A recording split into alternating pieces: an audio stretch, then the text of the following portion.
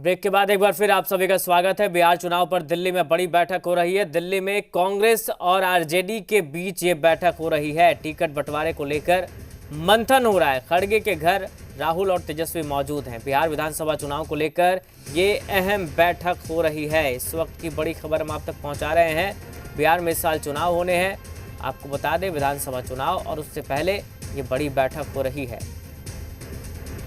बिहार चुनाव पर दिल्ली में बड़ी बैठक। दिल्ली में कांग्रेस और आरजेडी के बीच दरअसल ये बैठक हो रही है।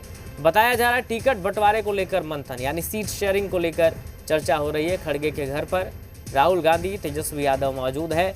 बिहार विधानसभा चुनाव को लेकर ये अहम बैठक हो रही है।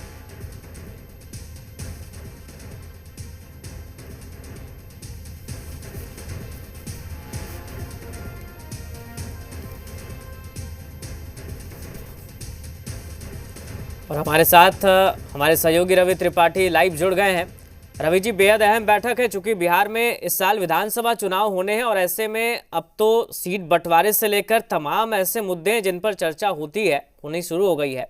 बताइए क्या अपडेट है और क्या जानकारी है इस बैठक को लेकर? नहीं, देखिए, मीटिंग शुरू हो चुकी है। मल्लिकार्जुन खड़गे का घर है जहां मैं खड़ा हूं, 10 राजाजी मार्ग है। यहां राहुल गांधी भी मौजूद हैं, खड़गे भी मौजूद हैं, तेजस्वी यादव हैं। तेजस्वी यादव के साथ साथ संजय यादव भी उनके साथ यहां आए हुए हैं। तो मीटिंग शुरू हो चुकी है और ये माना जा रहा है कि ये मीटिंग पहली मीटिंग है जिसमें कई चीज़ों पर बातचीत होगी। सीट शेयरिंग एक बातें हैं, कई जो बयानबाजी हो रहा है, एक दूसरे के खिलाफ बयानबाजी हो रहा है, वो बयानबाजी ना हो, किस फॉर्मूले के तहत आगे बढ़ा जाए। देखिए, 3 चुनाव हारने के बाद कांग्रेस पार्टी भी जानती है कि कैसे इस चुनाव में अपने आप को रिगेन करने की कोशिश की जाए, कैसे मजबूत तरीके से उतरा जाए। दिक्कत यह है कि कांग्रेस पार्टी 2 चुनाव जो लड़ी है, जिसमें एक में उनका परफॉर्मेंस अच्छा रहा है आरजेडी के साथ जाकर, जिसमें कम सीटों के साथ अच्छा स्ट्राइक रेट लेकर कांग्रेस पार्टी आई थी 2015 में। 41 में से 27 सीटें जीत कर आई थी और 2020 में कांग्रेस पार्टी 70 सीट चुनाव लड़ती और लेकर 19 आई। तो किन सीटों पर चुनाव लड़ा जाए? कहा जा रहा है कि लगभग 45 से 50 सीटों का कांग्रेस पार्टी ने एक खाका तैयार किया है, सर्वे कराया है, और उसमें कुछ ऐसी सीटें हैं जो आरजेडी के खाते में आज की डेट में है। तो कहीं ना कहीं कांग्रेस पार्टी भी एक चाहेगी और आरजेडी भी चाहेगी सत्ता में आना। देखिए, सत्ता में आने के लिए कुछ पीछे भी हटना पड़ता है। हो सकता है आरजेडी भी 2 कदम पीछे हटे, हो सकता है कांग्रेस पार्टी भी 2 कदम पीछे हटे, क्योंकि कांग्रेस पार्टी भी जानती है कि लोकसभा के रिजल्ट के बाद जिस तरह से 3 विधानसभा चुनाव में लगातार उनकी हार हुई है, बुरी हार हुई है। हरियाणा में जीतते जीतते हारे हैं, महाराष्ट्र में हारे हैं, और इस दिल्ली में तो कांग्रेस पार्टी का तो वजूद ही नहीं था, जीरो पे कांग्रेस पार्टी रही है। तो कहीं ना कहीं एक बार अपने को वापसी किया जाए और वापसी के लिए पहले से एक फॉर्मूला तैयार किया जाए। देखिए, कांग्रेस पार्टी पर आरोप लगता है कि लास्ट तक कांग्रेस पार्टी कंफ्यूजन बरकरार रखती है, बनाकर रखती है, और इसका नुकसान होता है। तो लास्ट तक कंफ्यूजन ना रहे, शुरुआत में कुछ चीज़ों को समाधान निकाला जाए, सीट शेयरिंग फार्मूला बने, पार्टी का लाइन बने, किस मुद्दों पर जाकर चुनाव लड़ना है। तो कहीं ना कहीं इस वजह से ये बड़े नेता बैठ रहे हैं, और जब ऊपर से मामला क्लियर होता है तो फिर नीचे भी रास्ता कहीं ना कहीं साफ जाता है। बयानबाजी, आपको अनसेंड जो बयानबाजी होती है इधर उधर, वो बयानबाजी देखने को नहीं मिलेगी। और अगर बार्गेनिंग पॉलिटिक्स चलेगी तो उस तरह की बयानबाजी होगी। कांग्रेस पार्टी कहती है कि हम 243 सीटों की तैयारी करके चल रहे हैं, कुछ नेता कहते हैं, तो आरजेडी कहती है कि हमारे पास तो जगह ही नहीं आपको एडजस्ट करने के लिए। तो कुछ कुल मिला जुलाकर बयानबाजी कम हो, सीट शेयरिंग का एक फॉर्मूला बने, हो सकता है कोऑर्डिनेशन कमेटी भी बनाई जाए, जो आपने देखा था लोकसभा चुनाव में बनी थी। तो इस तरह की चीजें हो सकती है, लेकिन फिलहाल इस मीटिंग के बाद देखिए क्या निकल के आता है। और नेता कुछ बयान देते हैं, सिर्फ कुछ मैसेज आता है, कुछ इनफॉर्मल खबर आती है, उसके आधार पर आगे बढ़ा जाएगा। बिल्कुल, और सीएम फेस को लेकर भी देखिए बातचीत होने लगी है, चूंकि लालू यादव लगातार ये कह रहे हैं कि तेजस्वी सीएम बनेंगे। दूसरी तरफ कांग्रेस के नेता ये कहते हुए नजर आते हैं कि ये सब जब इलेक्शन होंगे, रिजल्ट आएगा, उसके बाद तय किया जाएगा। तो सीएम फेस को लेकर भी बातचीत हो सकती है, क्योंकि उसी हिसाब से फिर बयानबाजी और आगे की रणनीति। आप बिल्कुल सही कह रहे हैं। आप कांग्रेस के नेता इस तरह के बयान देते रहे हैं कि अभी सीएम फेस पर जब भी उनसे बात की जाती है तो वो क्लियर लाइन नहीं देते हैं। तेजस्वी यादव को उनकी पार्टी ने डिक्लेयर कर दिया एक तरह से कि वो मुख्यमंत्री के चेहरा होंगे, लेकिन गठबंधन की तरफ से राहुल गांधी कहें, मल्लिकार्जुन खड़गे कहें, ये बात अलग होती है, क्योंकि खाली 2 ही नहीं, इसके अलावा लेफ्ट पार्टियां भी हैं।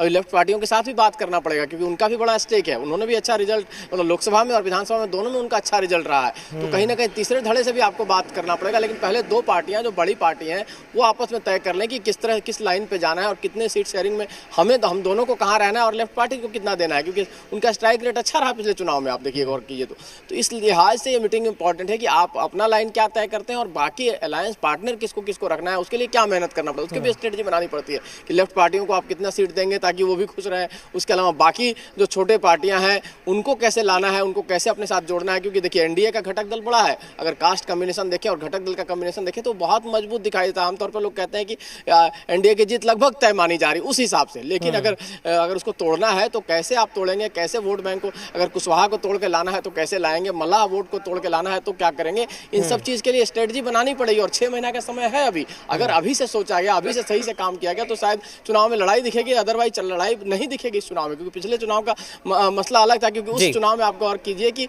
चिराग पासवान अलग चुनाव लड़ रहे थे जिसका नुकसान जेडीयू को देखने को मिला और उसका फायदा आरजेडी को हुआ।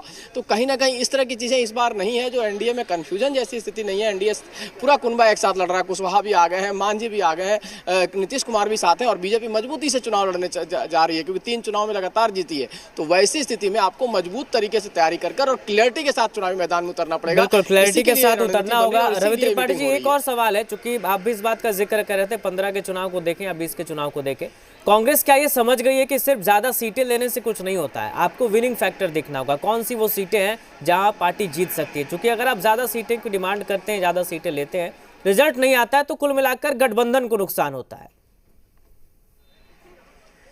बिल्कुल सही कह रहे हैं कि देखिए स्ट्राइक रेट मेन चीज़ है कि आप कितनी सीटें लेते हैं उससे मतलब नहीं है, आप कितनी जीत कराते हैं। तो कांग्रेस के नेताओं का आरोप ये भी था कि पिछली बार आरजेडी ने उनको वो सीटें दी, 70 सीटें ज़्यादा तो दे दी, लेकिन वो सीटें दी जो जीतने वाली थी नहीं, कभी उनके लिस्ट में थी नहीं, सी लिस्ट में थी, ए लिस्ट में नहीं, बी में नहीं, सी कैटेगरी वाली जो सीटें थी वो उनको ज़्यादा पकड़ा दी, इस वजह से उनका रिजल्ट खराब रहा। तो कांग्रेस पार्टी इसलिए अपना होमवर्क कर रही है, वो भी अपनी तैयारी कर रहे हैं, उन्होंने भी अपना सर्वे किया है कि कौन सी 45-50 सीटें। देखिए मैंने कहा ना कि 2015 में 41 में अगर आपके पास रिजल्ट 27 आया है और 2020 में आप 70 में से अगर 19 आते हैं तो कांग्रेस पार्टी भी इस बात को सोच रही है, मंथन कर रही है कि कैसे अपने रिजल्ट को बेहतर किया जाए। तो उस लिहाज से सीटें भले कम हो लेकिन अच्छी सीटें हो, इस बात को लेकर कांग्रेस पार्टी सर्वे करा रही है और उसी लिहाज से कांग्रेस पार्टी अपनी बात रखेगी आरजेडी के सामने। तो हो सकता है कांग्रेस पार्टी इस बार कम सीटों पर लड़े लेकिन मजबूत सीटों पर लड़े जहां जीतने के आसार ज्यादा है।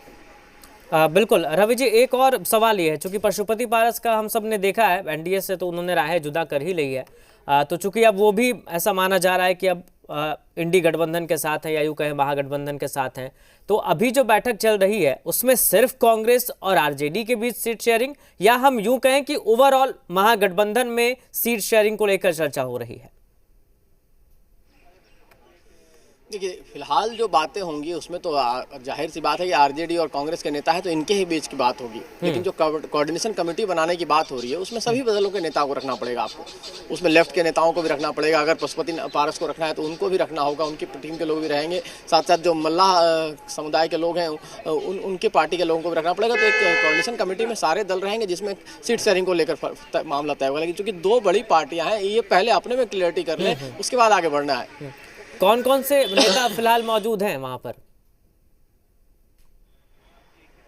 मैंने बताया ना कि मल्लिकार्जुन खड़गे का घर है, मल्लिकार्जुन खड़गे खुद मौजूद हैं, राहुल गांधी यहां पहुंचे हैं मीटिंग के लिए और साथ साथ आरजेडी की तरफ से बात करें तो 2 नेता हैं, तेजस्वी यादव हैं और संजय यादव जो उनके खास हैं, जो राज्यसभा सांसद भी हैं, वो भी मौजूद हैं इस बैठक में। चलिए ठीक है रवि त्रिपाठी जी, बहुत शुक्रिया आपका फिलहाल तमाम जानकारी के लिए। तो बैठक चल रही है और ये बैठक बेहद अहम मानी जा रही है। दिल्ली में ये बैठक है, खड़गे के घर पर ये बैठक हो रही है, राहुल और तेजस्वी मौजूद हैं, सीट शेयरिंग पर कुल मिलाकर चर्चा हो रही है।